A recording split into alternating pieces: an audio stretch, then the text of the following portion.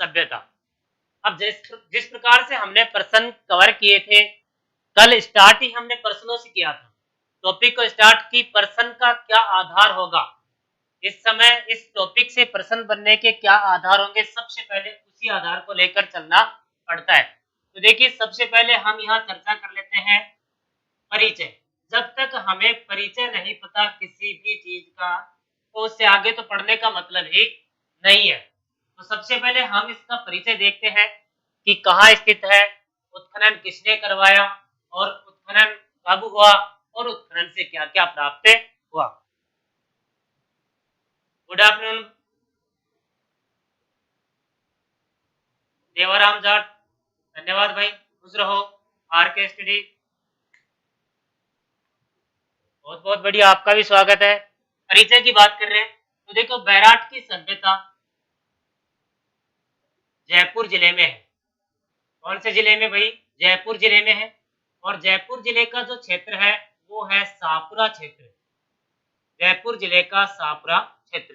शाहपुरा क्षेत्र में बाणगंगा नदी के किनारे स्थित है। इसमें दो तीन प्रकार के प्रश्न होंगे। एक तो नदी का प्रश्न होगा कि कौन से नदी के किनारे, और एक उस जिले का नाम, एक उस क्षेत्र का नाम। तो देखिए हम जो बात कर रहे हैं, सबसे पहली बात यहाँ से उठा लेते हैं, बाणगंगा। यहाँ से इसके बारे में कहा जाता है इसे अर्जुन की गंगा। क्या कहते हैं भाई? अर्जुन की गंगा। आज के दिन तो ये जो नदी है वो यहाँ पर नहीं है। अब अर्जुन की गंगा कहते हैं, इसका मतलब एक बात हम समझ पा रहे होंगे, वो ये बात है कि कभी ना कभी ये जो महाभारत काल से संबंधित अवशेष हो गए। इसका मतलब ये हुआ कि भाई बाणगंगा शब्द है, अर्जुन की गंगा है, इसका मतलब कुछ ना कुछ अवशेष, कोई ना कोई कहानी महाभारत काल से संबंधित होगी। तो हमें ये बात देखनी है कि क्या क्या यहाँ पर बातें हैं। तो देखिए परिचय हमने पढ़ लिया जयपुर जिले में शाहपुरा क्षेत्र में। देखिए किस प्रकार से हम बात करें, जैसे ये एक तरीके से मानचित्र छोटा सा बना देते हैं हम।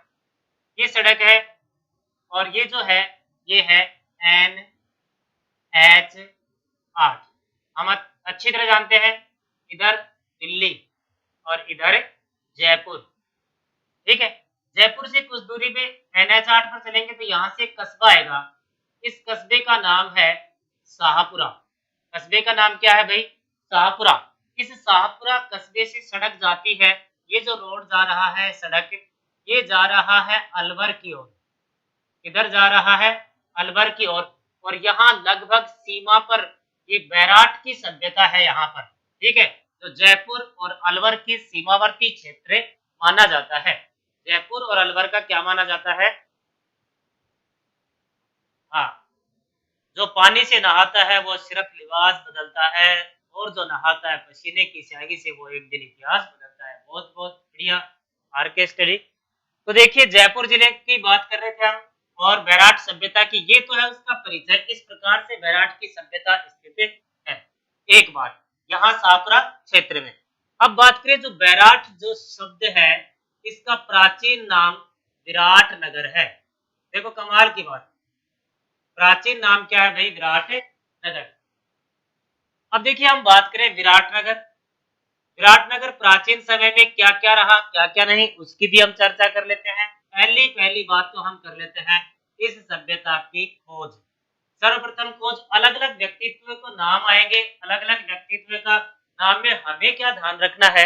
हमें तो ये ध्यान रखना है कि प्रश्न क्या पूछेगा और उसके आधार पर उत्तर क्या होगा, हमें ये ध्यान रखना है बस, ठीक है। बहुत सी किताबों में अलग अलग तरीके से दे रखा है, इस प्रकार से उसने खोज किया, उस आधार से उसने खोज किया, और हमारा जो प्रश्न सीधा आता है हम उसी तरीके से सीधा उत्तर देने का प्रयास करते हैं। तो देखिए खोज 1936 में, 1936 में, और खोज करने वाले हैं दयाराम साहनी। खोज करने वाले कौन है? दयाराम साहनी, जिन्होंने 1936 में इस सभ्यता की खोज की। सभ्यता होने का आइडिया तो बहुत पहले लग गया था, लगभग 100 साल पहले लग गया था, क्योंकि 1837 में इस क्षेत्र से एक शिलालेख प्राप्त हुआ था, और उस शिलालेख का नाम है भाबरू शिलालेख। और तब भाबरू शिलालेख की खोज हुई थी। सभ्यता की खोज नहीं हुई थी। तो देखिए 1936 में दयाराम साहनी ने इस सभ्यता की खोज कर दी। समय आ गया आगे, हम पढ़े उत्खनन। खोज होने के बाद क्या होता है भाई? उत्खनन होता है। ठीक है, खोज करके तो कोई आदमी बताएगा कि यहाँ कुछ है, पर उसके बाद में उसकी खुदाई की जिम्मेदारी, उसके आगे के पूरा संग्रहालय जो भी सामान है उसकी पूरी जिम्मेदारी कोई लेगा, वो उत्खनन करता हो जाएगा। तो यहाँ का उत्खनन हुआ 1962 में। उत्खनन कब हुआ भाई? 1962 में। और उत्खनन करता व्यक्ति दो हुए, एक का नाम है कैलाश दीक्षित, एक का नाम है भाई कैलाश दीक्षित, और एक का नाम रहेगा नील रतन बनर्जी। नील रतन बनर्जी, ये दो व्यक्तित्व हैं, ये दो पुरातत्ववेत्ता हैं जिन्होंने इस स्थल के उत्खनन किया है। बैराट की जो सभ्यता है इसका क्या किया है भाई? उत्खनन। ये तो हमारा सिंपल सामान्य सा परिचय है कि भाई उसकी खोज वो कहाँ स्थित है, खोज कौन कर रहा है और उत्खनन कौन कर रहा है। अब देखो हमें सीधा हम यहां से चलेंगे विशेषताओं पर। देख लो तो एक बार 1 मिनट के लिए देख लीजिए, ये बना हुआ है जयपुर दिल्ली राजमार्ग पर शाहपुरा कस्बा है। शाहपुरा कस्बे से अलवर को मार्ग जाता है, सड़क जाती है, उसके ऊपर अलवर और जयपुर की सीमावर्ती क्षेत्र है विराटनगर। प्रश्न होगा बैराट का आधुनिक नाम क्या है? प्राचीन नाम विराटनगर। अब बात करेंगे एक एक बार परिचय होने के बाद। देखिए सबसे पहले विराटनगर जो है वो मत्स्य जनपद की राजधानी हुआ करती थी या हुआ करता था। अब देखो एक बात आप समझ होंगे, एक तो यहाँ शब्द, दो शब्द निकले। एक शब्द तो यहाँ निकला है राजधानी, ठीक है, और एक शब्द यहाँ निकला है विराट के आगे लगा हुआ है नगर। इसका मतलब ये सभ्यता कैसी होगी भाई? नगरीय सभ्यता। ये सभ्यता कैसी होगी? नगरीय सभ्यता। कल भी हमने इस प्रकार के आधार बनाए थे कि प्रश्न पूछा जाएगा कौन सी सभ्यता इनमें से मात्र सत्तात्मक है, कौन सी सभ्यता किस काल की है, ताम्रयुगीन, है ना, पाषाण कालीन, इस प्रकार से आद्य ऐतिहासिक कालीन। यहाँ से लिपि जो मिली है उस लिपि को हम पढ़ पाए हैं या नहीं पढ़ पाए, वो सब बातें अगर पढ़ पाए हैं तो वो प्रमाणिक स्रोत से पढ़े हैं या किस प्रकार से हमने उसका अध्ययन किया है। तो मत्स्य जनपद की राजधानी रहा है। यहाँ हम छोटी मोटी और भी बात कर ले तो देखिए मत्स्य जनपद की राजधानी और कौन रहा है? विराटनगर। अगर प्रश्न आ जाए मत्स्य संघ, इसको मिटा देंगे अभी, मत्स्य संघ। तो देखिए मत्स्य संघ बाद में बना है, एकीकरण के समय मत्स्य संघ बना था। राजस्थान के एकीकरण में पहला संगठन मत्स्य संघ। उसकी राजधानी नहीं है, उसकी राजधानी रहा था क्या? अलवर। यानी कि आधुनिक जो शहर है जयपुर, अलवर, उनसे भी बहुत प्राचीन समय। आज तो देखो बैराट छोटा सा हो गया, प्राचीन समय में अलवर उलवर कुछ नहीं था, विराटनगर इतना महत्वपूर्ण था। आज उसका कोई खास महत्व नहीं है। तो मत्स्य संघ की राजधानी है अलवर, जबकि मत्स्य जनपद की राजधानी क्या है? क्या है भाई? विराटनगर। ठीक है, तो इसको तो वापस मिटा देते हैं, हमको तो इसी की विशेषताएं पढ़नी है एक एक। देखिए किस किस चीज के यहां से हमें अवशेष मिले हैं या विशेष बातों का अध्ययन करें, विशेषताओं का। ठीक है, एक एक बात का। सबसे पहली बात, महाभारत काल के अवशेष, महाभारत काल के अवशेष प्राप्त हुए हैं। महाभारत काल के अवशेष प्राप्त, कितनी बड़ी विशेषता है। परीक्षा में प्रश्न होगा निम्न में से कौन सी सभ्यता में महाभारत के अवशेष मिले? कालीबंगा में मिला है क्या कोई? तो सभ्यता में, आहड़ में, गणेश्वर में, इन स्थानों पर महाभारत काल के कोई अवशेष प्राप्त नहीं हुए हैं। तो महाभारत काल के अवशेष कहाँ प्राप्त हुए हैं? बैराट की सभ्यता में या विराट नगर में। दूसरा देखना, विराट नगर, विराट नगर का प्रथम उल्लेख दोनों इसमें लेन देन हो रहा है, देखना आप एक मिनट के लिए।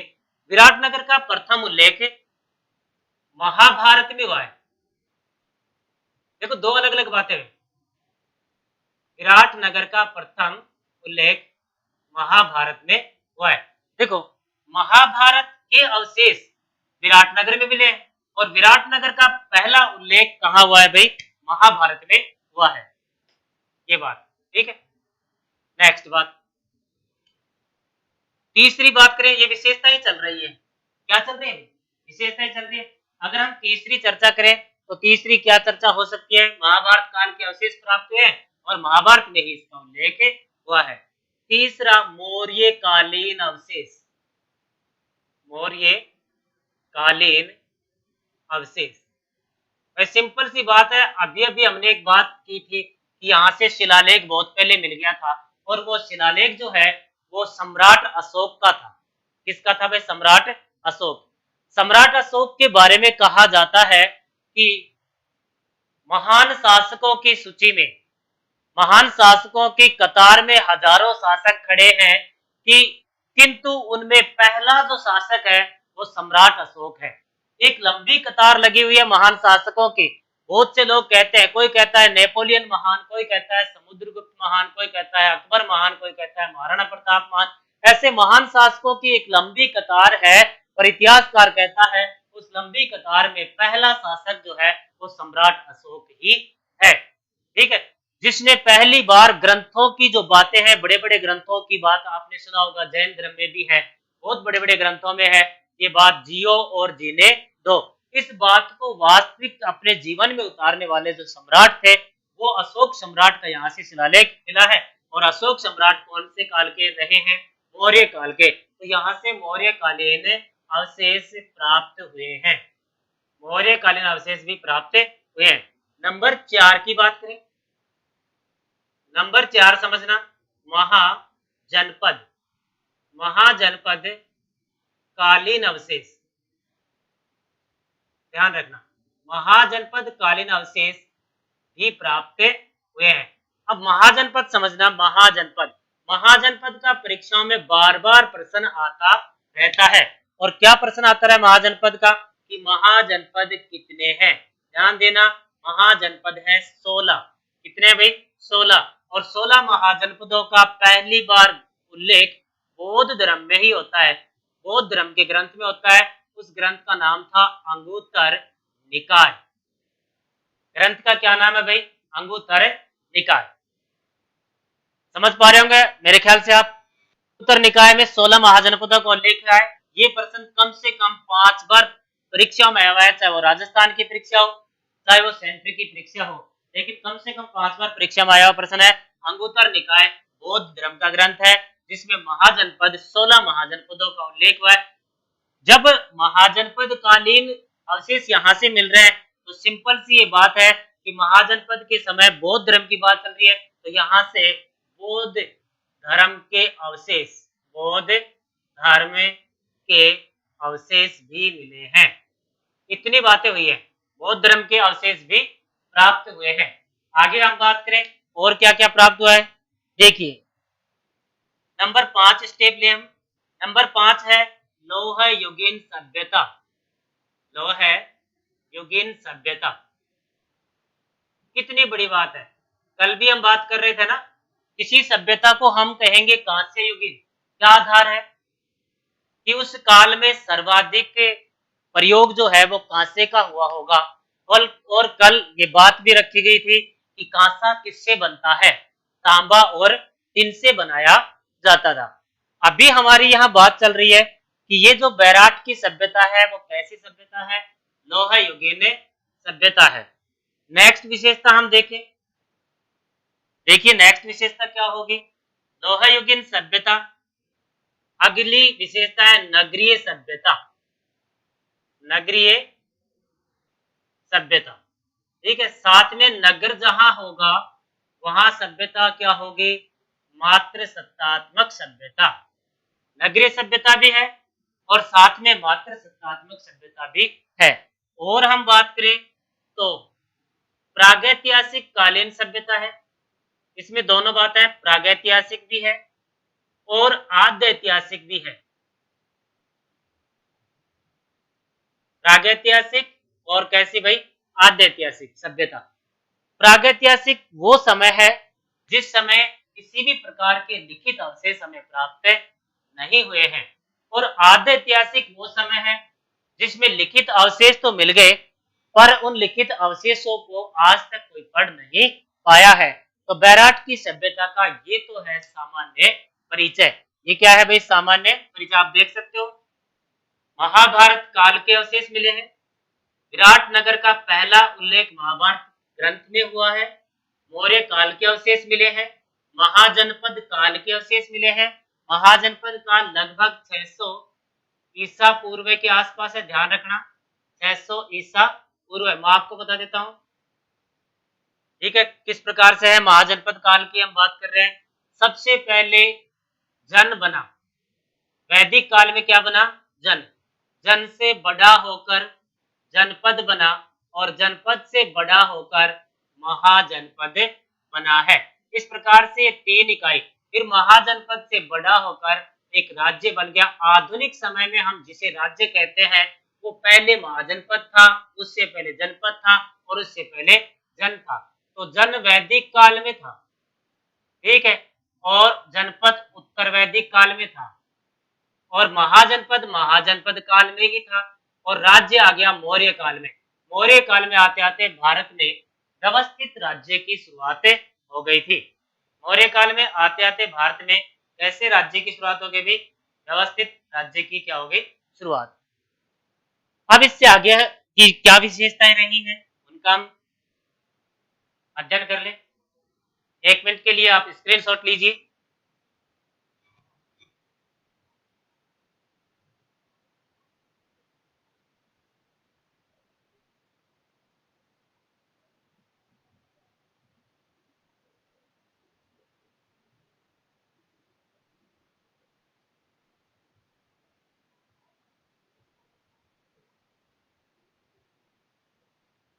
ठीक है भाई, चलो करते हैं आगे की बात।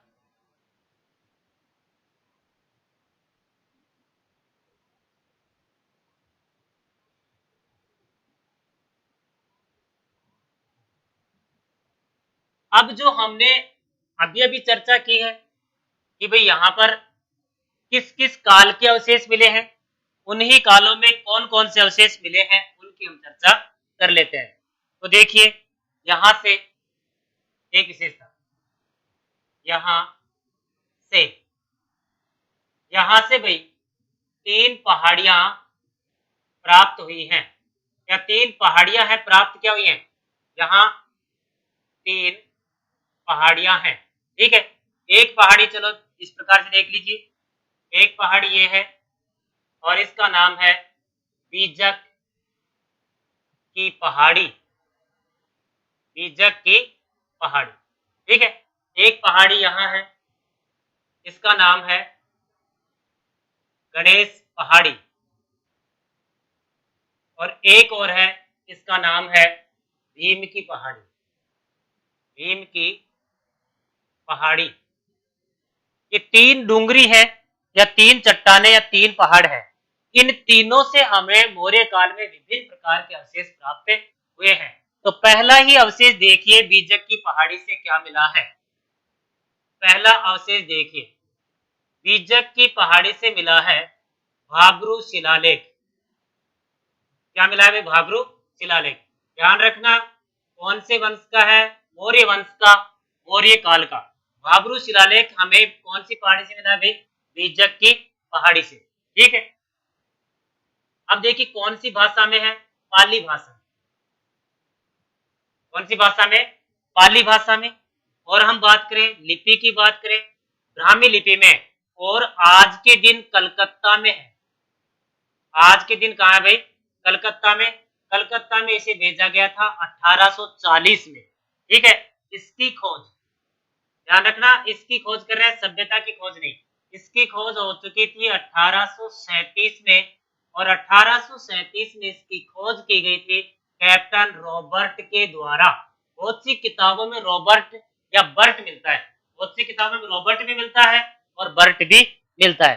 तो कलकत्ता में 1840 में इसको कलकत्ता भेज दिया गया। इसकी खोज 1837 में कैप्टन रॉबर्ट के द्वारा कर दी गई थी। कौन कैप्टन है भाई? रॉबर्ट, इनके द्वारा कर दी गई थी। हाँ, अब देखिए क्या हुआ, इस भाब्रू शिलालेख से क्या क्या प्राप्त हुआ है इसकी अब हम चर्चा करें, एक एक की बात करेंगे। भाब्रू शिलालेख जो है उसमें मिला है शब्द, 3 शब्द लिखे मिले हैं, बुद्ध, धम्म, संघ। बुद्ध, धम्म, संघ, इसको समझे, ये क्या है? बुद्ध, धम्म, संघ जो है ये बौद्ध धर्म के, कौन से धर्म के भाई? बौद्ध धर्म के त्रिरत्न है। बौद्ध धर्म के त्रिरत्न, बुद्ध, धम्म, संघ। ये लिखा हुआ यहाँ से प्राप्त हुआ है, ये लिखा हुआ यहाँ से प्राप्त हुआ है, लिखा हुआ मिला है, और इसी के आधार पर इतिहासकारों ने ये अनुमान लगाया है, इसी के आधार पर इतिहासकारों ने अनुमान लगाया है कि इसी शिलालेख में अशोक के बौद्ध धर्म स्वीकार करने के अवशेष है।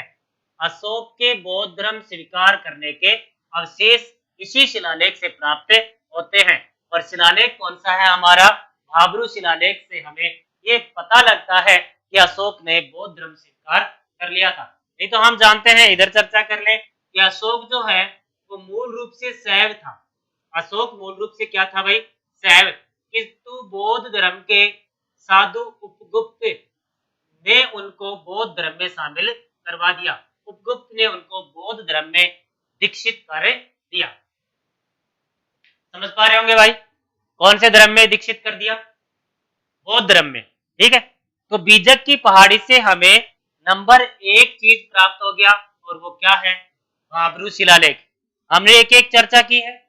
मौर्यकालीन भाब्रू शिलालेख 2 भागों में मिले हैं, इस बात का भी ध्यान रखना है, 2 है, एक में छोटे मोटे लेख है, एक में ज्यादा है।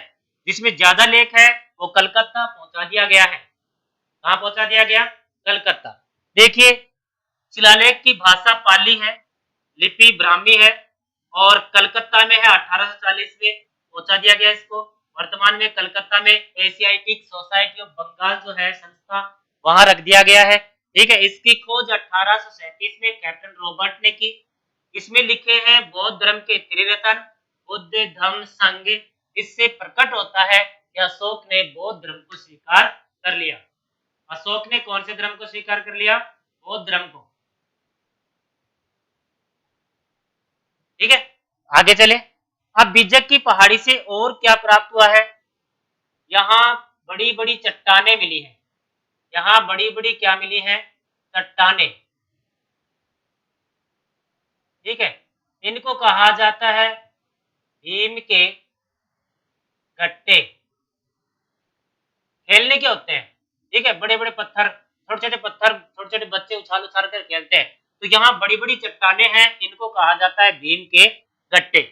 यहाँ से हम और चर्चा करें तो यहाँ से मिले हैं भीम की गुफा।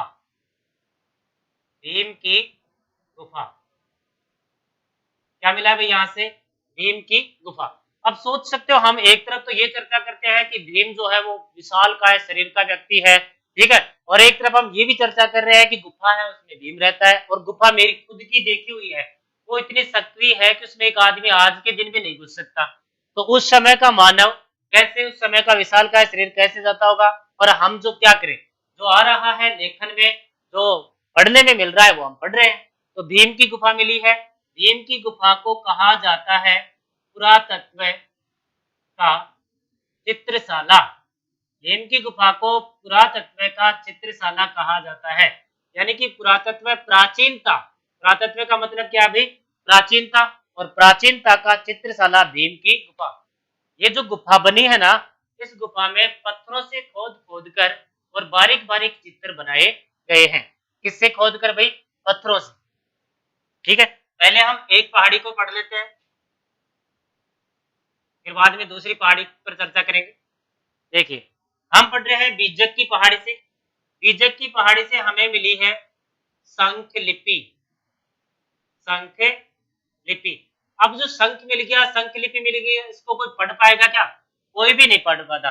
एक तो बीजक की पहाड़ी से हमें शंख लिपि प्राप्त हो गया। ठीक है, और हम बात करें, यहां से मिला है गोल बौद्ध मंदिर, गोल बौद्ध मंदिर। यहां से क्या मिला है भाई? गोल बौद्ध मंदिर। उसको कहा जाता है कि भारत राजस्थान में मंदिर का प्राचीनतम अवशेष, राजस्थान में मंदिर का प्राचीनतम अवशेष, ऐसा उसको माना जाता है। ठीक है, गोल बौद्ध मंदिर। तो हमें ये चीजें बीजक की पहाड़ी से हमें ये प्राप्त हो गई। अब क्या क्या प्राप्त हुई? नंबर 1 हमने पढ़ा है भाबरू शिलालेख, नंबर 2 हमने पढ़ा है भीम के गट्टे, नंबर 3 हमने पढ़ा है भीम की गुफा, और नंबर 4 हमने पढ़ा है शंख लिपि, नंबर 5 हमने पढ़ा है गोल बौद्ध मंदिर। ये सब की सब हमें कहां से प्राप्त हुए हैं? ये सब की सब बीजक की पहाड़ी से प्राप्त हुआ है। और बीजक की पहाड़ी कहाँ है? बैराठ में। और बैराठ का प्राचीन नाम क्या है? विराटनगर। और विराटनगर मत्स्य जनपद की राजधानी हुआ करती थी। विराटनगर जो है वो मत्स्य जनपद की क्या हुआ करती थी भाई? राजधानी। ठीक है, तो एक हमने ये चर्चा कर ली है। अब ये बात जो है ये देखिए, महाभारत कालीन अवशेष है। तो पांडव जो थे, पांडवों ने यहां अज्ञातवास, पांडवों ने यहां अज्ञातवास बिताया था भाई। आपको पता हो कौरव और पांडव उनके बीच सत्ता को लेकर संघर्ष चलता रहता था। उस संघर्ष में जो पासावासा का खेल था, उस खेल में पांडव जो है वो सब कुछ हार चुके थे। जब पांडव सब कुछ हार चुके थे, उस कंडीशन में इनको राज्य से निष्कासन दे दिया गया, अज्ञातवास दे दिया गया। तो घूमते रहे 13 साल का, तो ये यहाँ पर अंतिम साल रहे थे। ठीक है, उस समय यहाँ का राजा, यहाँ का राजा विराट सिंह था, ऐसी कहानी मिलती है। उस समय यहाँ का राजा विराट सिंह था भाई, विराट सिंह था। और समस्या ये आती है कि विराट सिंह जो है उसका साला था एक, जिसका नाम था कीचक। और ये कीचक जो है वो एक राक्षस था। कीचक क्या था भाई? एक राक्षस। इस राक्षस से विराट नगर की पूरी जनता परेशान है। सब सबकी सब यहाँ पर, यानी कि राजा भी अच्छा है। तो ये पांचों पांडव जो है वो विराटनगर से आके बात किए कि महाराज हमें शरण दो। और सेम उसमें तो आए नहीं भाई, सीधी सी बात है, सेम जो आपका हुलिया है उसमें नहीं आएंगे, साधु बनकर आएंगे। तो कोई कुछ बनकर आ गया, जैसे भीम है वो भाई रसोईया बन के आ गया, अर्जुन है ढोलक बजाने वाला बन गया, और इनकी जो पत्नी है द्रौपदी वो जो है सेविका बन गई, दासी बन गई। क्योंकि समय को गुजारना है, कठिन समय जो है वो ज्यादा लंबा नहीं होता। धैर्य से अगर हमने कठिन समय को गुजार दिया तो निश्चित है कि समय अच्छा भी आएगा। झूला जितना पीछे जाएगा उतना ही आगे भी आएगा। लेकिन वेट, सबसे बड़ी शर्त क्या है? वेट, जो हमें करना ही पड़ेगा। समय का सही समय को देखो और इसी समय अपना काम करो। तो देखिए कीचक जो है वो राक्षस। अब ये लोग पांडव यहाँ राजा विराट के रहने लगे और कीचक की नजर पड़ी द्रौपदी पर। कीचक की नजर किस पर पड़ी? द्रौपदी पर। अब द्रौपदी से बात की कीचक ने कि भाई तुम मुझसे विवाह कर लो। कीचक ने कहा कि तू यहाँ सेविका बन के रह रही है, तू यहाँ दासी बन के रह रही है, तो तू क्यों नहीं मुझसे विवाह कर ले? तो द्रौपदी ने मन में विचार किया कि पहले ही 5 है, पूछ के बताऊंगी भाई। ठीक है, अब कीचक ने अपने जो पति है, अर्जुन है, भीम है, इन सबको बताया कि भाई जो है, द्रौपदी ने बता दिया कि कीचक जो है वो मुझसे विवाह करना चाहता है। तो एक ही तरीका, या तो यहां से निकले या फिर उनसे संघर्ष करें। तो भीम ने क्या किया? रात को जाकर कीचक की हत्या कर दी। किसने की भाई? भीम ने कीचक की क्या कर दी? हत्या। अब सुबह जो है वो हंगामा मच गया कि कीचक मारा गया, कीचक मारा गया, कीचक मारा गया। ये तो हंगामा हो गया ना, क्योंकि सबको पता था कि कीचक इतना भयंकर राक्षस है, कोई सामान्य आदमी उसे नहीं मार सकता। मार सकता है तो एक, और वो है भीम। लेकिन भीम का किसको पता कि वो कहाँ है? जब वो सुबह मरा तो निश्चित है कि भीम यहां ही रहता होगा। ठीक है भाई। लेकिन बचाव ये था कि वो इनका अज्ञातवास का अंतिम दिन था, कौरवों को पता भी लग गया था, लेकिन फिर पता लगने से कुछ होने वाला नहीं था। तो ये तो हमने पढ़े हैं बीजक की पहाड़ी के अवशेष। कौन सी पहाड़ी के अवशेष भाई? बीजक पहाड़ी के। अब जो दूसरी पहाड़ियां हैं उनके अवशेष देख लेते हैं।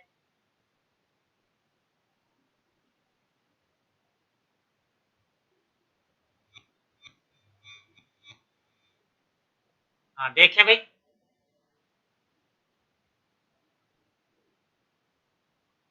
ये देखिए दूसरी पहाड़ियां हम लेते हैं। ये पहाड़ी है, पहाड़ी का नाम है भीम की पहाड़ी। पहाड़ी का क्या नाम है भाई? भीम की पहाड़ी। इस भीम की पहाड़ी में यहाँ पर एक ताल बना है। यहाँ पर क्या बना है कि ताल, ठीक है। पहाड़ी से इस प्रकार से पानी उतरता है और वो इस ताल में भरता है। आजकल तो भरता नहीं। इसे कहा जाता है भीम ताल। क्या कहा जाता है भाई? भीम ताल, यानी कि भीम के द्वारा बनाया गया तालाब। किसके द्वारा? भीम के द्वारा बनाया गया तालाब। तो क्या कहलाता है? भीम ताल। ठीक है, आगे बढ़ते हैं हम। इसके बारे में कहा जाता है कि भाई जो द्रौपदी है, द्रौपदी ने कहा था भीम को कि पानी की व्यवस्था करो, क्योंकि पानी की प्रॉब्लम है। गुस्से में तो भीम ने गुस्से में जोर से पैर के मारा और उस पहाड़ी पर मारा, खड्डा हो गया, उसमें पानी भर गया, बन गया भीमताल। अब ये कहावत है या ये सत्य है, इसका हमें पता नहीं है, लेकिन यहाँ पर ये मेरा खुद का भी देखा हुआ है। ये जो भीमताल यहाँ बना हुआ है, आज के दिन इसमें पानी नहीं है। ठीक है, इस पहाड़ी के टच में ही बना हुआ है, जिसका नाम क्या है? भीमताल। क्या नाम है भाई उसका? भीमताल। ठीक है, अब देखते हैं हम दूसरी पहाड़ी। इस पहाड़ी का नाम है गणेश की पहाड़ी। देखना भाई, गणेश की पहाड़ी। ठीक है, महादेव की पहाड़ी भी कहा जाता है इसको, महादेव की पहाड़ी। ठीक है, इस पहाड़ी में यहां बना है,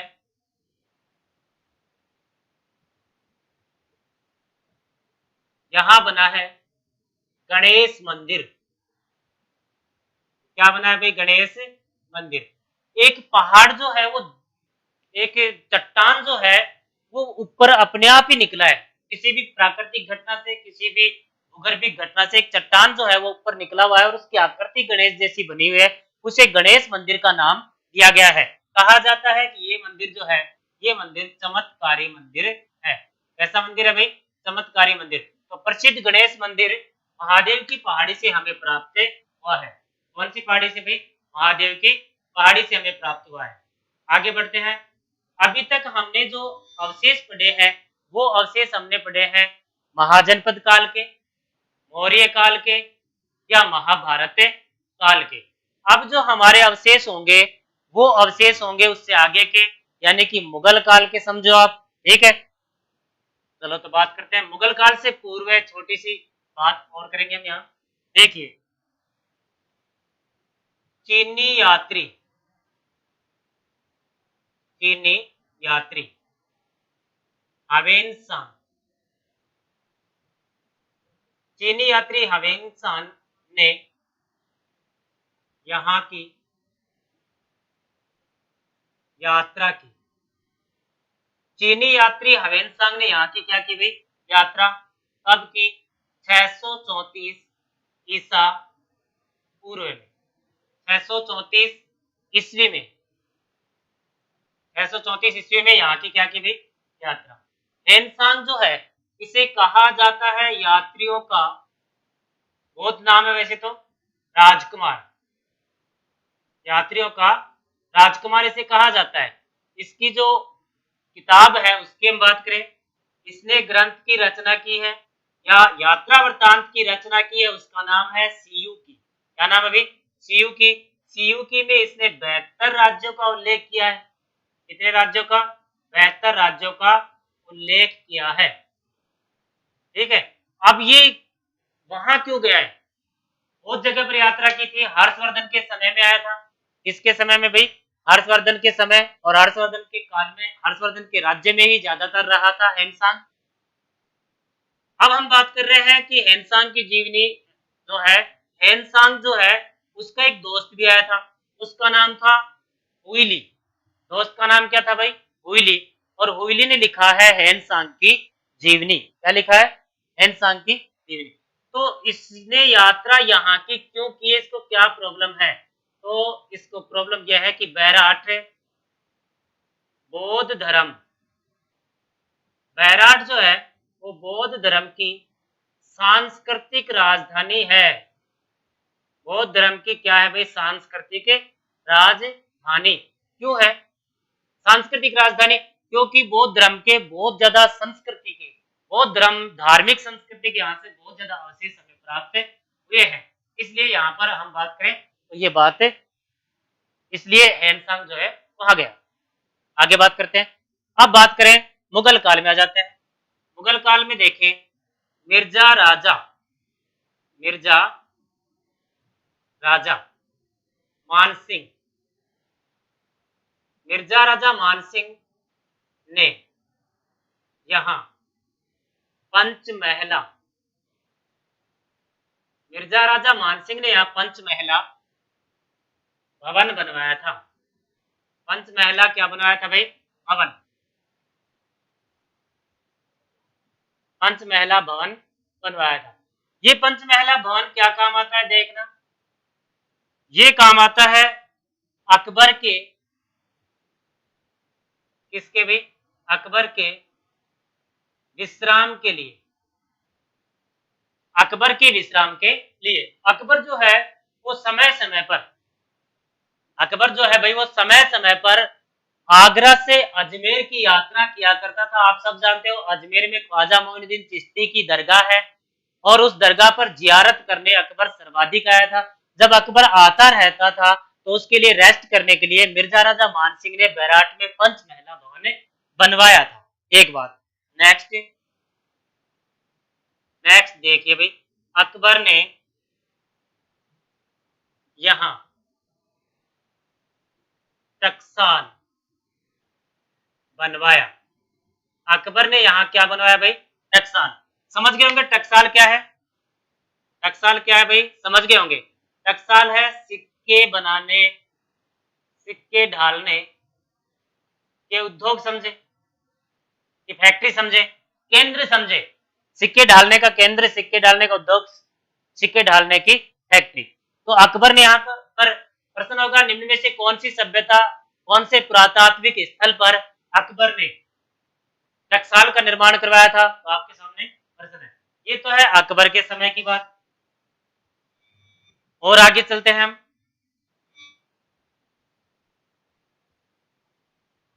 मुगल कालीन अवशेष समझे इसको, या थोड़ा बहुत हम समझे राजपूत कालीन। राजपूत काल थोड़ा पीछे चला गया क्योंकि इस समय राजपूतों का शासन जरूर था पर सत्ता उनके पास नहीं थी। शासन कर रहे थे, सत्ता उनके पास नहीं थी। तो देखिए, राम सिंह जयपुर का राजा है, राम सिंह द्वितीय ने यहाँ का उत्खनन करवाया था। राम सिंह द्वितीय ने यहाँ का क्या करवाया भाई? उत्खनन करवाया, जिसमें स्वर्ण कलश मिला था। उत्खनन में क्या मिला भाई? स्वर्ण कलश मिला था। कलश में क्या मिला ये भी प्रश्न है। कलश में महात्मा, कलश में महात्मा बुद्ध के अस्थि अवशेष, कलश में महात्मा बुद्ध के क्या मिले भाई? अस्थि अवशेष। राम सिंह द्वितीय ने यहाँ का उत्खनन करवाया जिसमें स्वर्ण कलश मिला था, और कलश में महात्मा बुद्ध के क्या मिले? अस्थि अवशेष, ऐसा माना जाता है।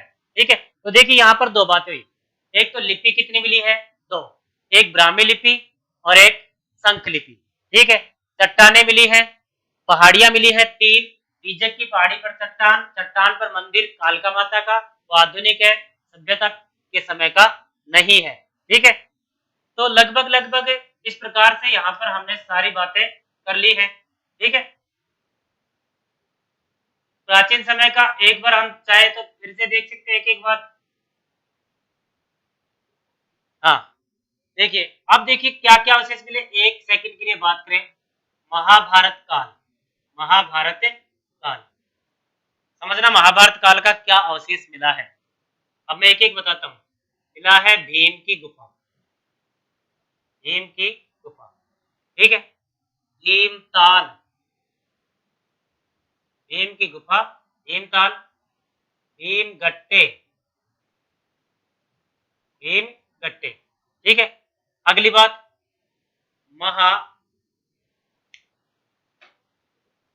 महाजनपद काल का क्या मिला, महाजनपद काल, देखिए महाजनपद काल का मिला है बौद्ध विहार, बौद्ध विहार। बात ये करें, ये बौद्ध विहार ईंटों से बने हैं, चारों तरफ पहाड़ियां हैं, चट्टानों की हम बात कर रहे हैं, चारों तरफ चट्टाने हैं, चारों तरफ पहाड़ियां हैं, फिर भी ये बौद्ध विहार किससे बने हैं, ईंटों से बने हुए हैं। ये महाजनपद काल का मिल गया। अगला स्टेप देखिए मौर्य काल का, मौर्य काल, मौर्य काल में क्या मिल गया भाई, भाब्रू शिलालेख, मौर्य काल में क्या मिल गया, भाब्रू शिलालेख, ठीक है। बात करें मुगल काल, मुगल काल, मुगल काल में देखो क्या क्या मिला है। पहली बात टकसाल, पहली बात क्या है, टकसाल, किसने बनवाई, अकबर ने। दूसरी बात पंचमहला भवन, पंचमहला भवन, राजा मानसिंह द्वितीय ने, राजा मानसिंह ने, मिर्जा राजा मानसिंह, ठीक है। स्वर्ण कलश, स्वर्ण कलश, राम सिंह द्वितीय के समय। इस प्रकार से ये चीजें हमें मुगल काल से संबंधित प्राप्त होगी। हमने यहाँ पर ये चर्चा कर ली है कि किस किस काल में बैराट से हमें क्या क्या प्राप्त हुआ है। तो देखिए बैराट सभ्यता का जो है वो लगभग हमारे पास पूरी तरीके से बैराट सभ्यता को हमने कवर कर लिया है, ठीक है। हमने कल की क्लास में कालीबंगा सभ्यता पढ़ा है, आज की क्लास में बैराट की सभ्यता, जो जो बड़ी बड़ी सभ्यताएं हैं उनका हम एक दो दिन में ही कंप्लीट अध्ययन कर लेंगे। आपको पूरा वीडियो देखें, वीडियो पसंद आए तो लाइक करें, कमेंट करें, डॉक्टर आनंद क्लासेज के इस मंच को, इस चैनल को सब्सक्राइब करें और लाइव बने रहने के लिए